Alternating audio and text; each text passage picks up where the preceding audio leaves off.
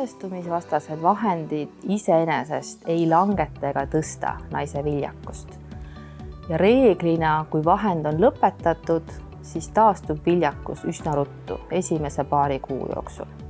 Mida tuleb meeles pidada on see, et kõik need olukorrad, mis olid enne, kui vahendit alustati, tavapäraselt taastuvad.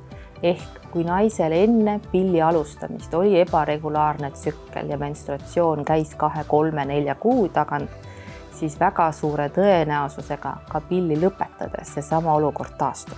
Pillide mõte on see, et kui meil näiteks on polütsüstilised munasarjad ja see menstruatsioon on harv, siis see iseenesest teeb liiga emakalimaskestale ja võib tekitada erinevaid probleeme.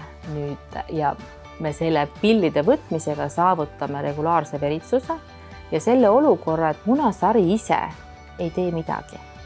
Ehk midagi ei saa minna ka kehvemaks. Et me otseselt ei paranda või ei ravi seda sündroomi, aga me hoiame sellist status quo, et ta püsib ühesugune, et nüüd, kui siis tekib plaan rasedaks jääda, siis me saame sealt edasi minna.